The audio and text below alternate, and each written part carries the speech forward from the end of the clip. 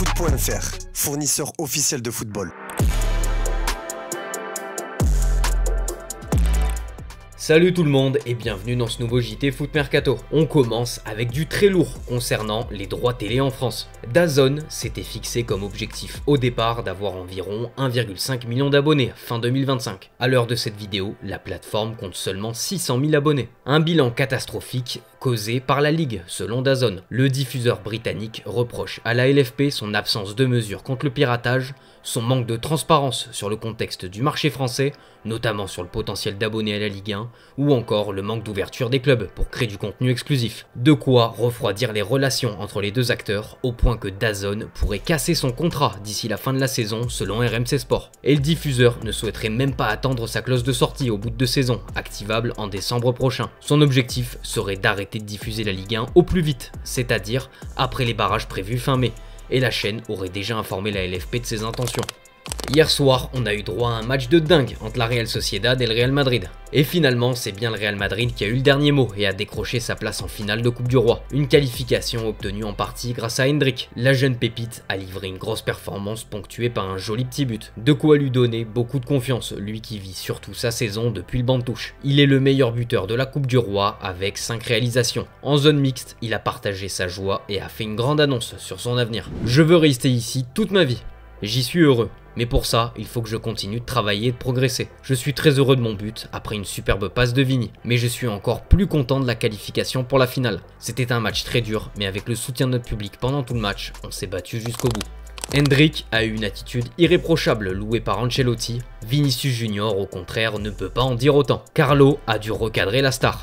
Lui et son fils et adjoint, Davide, se sont énervés face à l'attitude du Brésilien dans son implication défensive. Ils lui ont fait savoir au cours d'une discussion qui n'a pas échappé aux caméras et sont même allés plus loin en conférence de presse. Carlo Ancelotti a révélé qu'il avait menacé son joueur de le remplacer s'il ne faisait pas plus d'efforts sans le ballon. Et les effets se sont fait de suite ressentir. Et après cette conversation, Vini a accéléré le rythme et a déployé toute sa puissance, jouant un rôle clé dans la prolongation. Il a délivré 2 passes décisives, a déclaré Ancelotti. Un coup de coaching gagnant. Carlo peut donc se satisfaire de sa soirée dans l'ensemble, mais la joie va être de courte durée pour lui. D'après le média El Démarqué, le coach du Real est jugé aujourd'hui à Madrid pour fraude fiscale.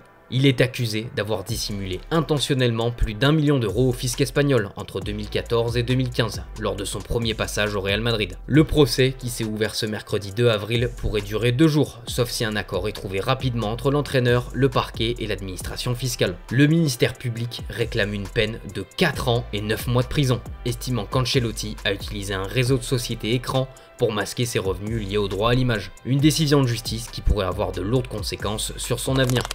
Dès ce soir, le Real connaîtra son futur adversaire entre le Barça et l'Atlético Madrid. Côté catalan, c'est surtout en coulisses que ça s'agite. Le mercato d'été approche doucement et Barcelone est à la recherche d'un arrière droit, spécialiste du poste et aussi capable de dépanner sur le côté gauche. Et d'après les informations de sport, 4 joueurs sont ciblés: Vanderson, Marc Pubil, Jérémy Frimpong et Guivaro Reed. Le club a de l'ambition, mais s'est vu être freiné par ses finances et la Liga. Et oui, c'est une véritable bombe qui est tombée. Le FC Barcelone pensait avoir fait le plus dur en rentrant dans les clous du fair play financier de la Liga après la vente des fameuses places VIP du Camp Nou l'hiver dernier contre 100 millions d'euros. Sauf que la Liga, par un communiqué, annonce que cette vente des places VIP du Camp Nou n'a pas été validée. Il y a des zones d'ombre autour de cette transaction et les montants annoncés dans l'opération ne correspondent pas avec ce qui peut se lire dans les comptes présentés par le Barça. Conséquence de ce refus, la Liga vient de baisser le plafond salarial autorisé du FC Barcelone. Et en faisant ça, cela empêcherait d'enregistrer Dani Olmo et Pau Victor pour la fin de saison. L'inscription actuelle avait été autorisée de façon provisoire par le CSD,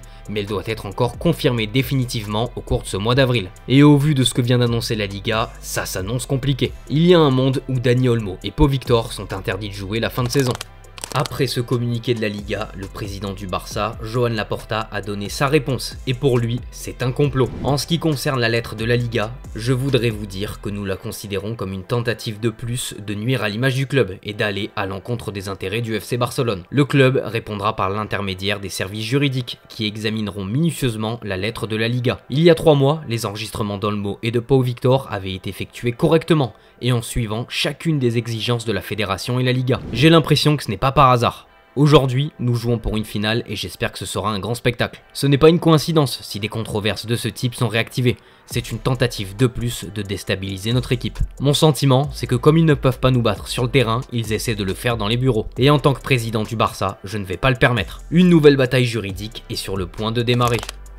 Révolution dans le domaine de l'arbitrage en Première Ligue. Le hors-jeu semi-automatique va être adopté et appliqué dès le week-end du 12 avril prochain, à l'occasion de la 32e journée. Grâce à 32 nouvelles caméras et un suivi optique avancé, ce système permettra de tracer des lignes de hors-jeu plus précises et de capturer près de 1000 images par seconde. Une innovation qui permettra d'améliorer la précision et la rapidité des décisions arbitrales.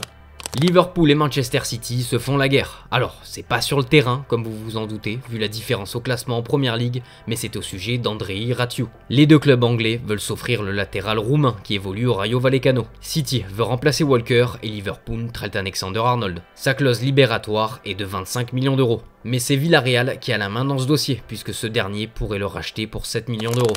Pep Guardiola va devoir d'ici là trouver une solution pour aussi pallier la blessure d'Haaland à la cheville, estimée entre 5 et 7 semaines. Il faudra faire avec les éléments à disposition dans l'effectif. Omar Marmouche, Phil Foden, James McAtee ou Oscar Bob sont des pistes évoquées par Guardiola. Quoi qu'il en soit, la fin de saison s'annonce très rude, à voir ce que fera Pep pour la suite. Son nom est en tout cas cité du côté de la presse italienne pour prendre le poste d'entraîneur de l'AC Milan l'an prochain. Même si De Zerbi est le nom le plus insistant pour occuper le banc lombard, le futur directeur sportif du club, Fabio Paratici, rêve en secret de Guardiola. Un scénario qui a peu de chances de se produire, à voir l'évolution dans les prochaines semaines.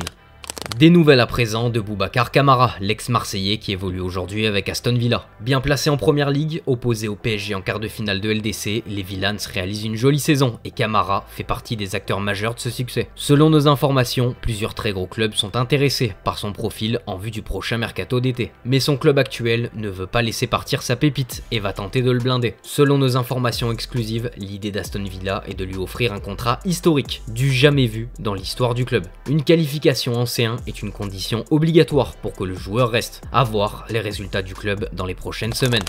En parlant de prolongation, dans un autre club anglais aussi, on s'en rapproche. À Liverpool, Van Dijk, Alexander-Arnold et Salah sont tous les trois en fin de contrat à l'issue de la saison. Et on a du nouveau concernant l'Égyptien. Après avoir mis un coup de pression à Liverpool en janvier dernier, déclarant que c'était sa dernière année au club, Salah devrait finalement prolonger son aventure. D'après nos indiscrétions, Salah va paraffer un nouveau contrat de 2 ans avec les Reds. Aucun détail sur le salaire n'a pour l'instant filtré, mais il est en passe d'obtenir ce qu'il désirait depuis plusieurs mois. Côté Arsenal, la course au renfort en attaque continue. Les Gunners ont des vues sur Ekitike, comme nous vous l'avions révélé, Benjamin Sesko, Alexander Isak et surtout Victor Gyökeres. Pour le dernier cité, en plus de la concurrence de Manchester United et Chelsea, Arsenal va devoir faire face à celle du club saoudien de Al-Qasdia. Selon nos informations, le club du Golfe veut tenter de le récupérer cet été. Le Suédois, sous contrat jusqu'en 2028, dispose d'une clause libératoire de 100 millions d'euros. Mais il pourrait être lâché pour une somme comprise entre 65 et 75 millions d'euros. Pas un frein donc pour l'Arabie Saoudite.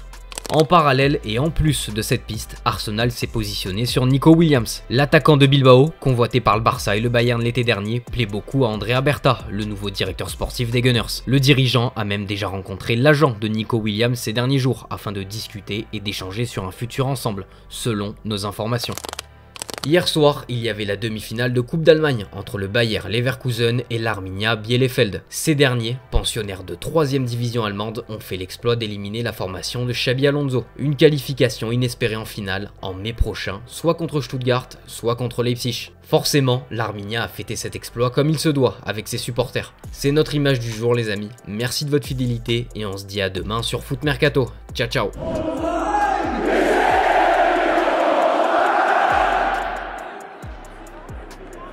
Yeah.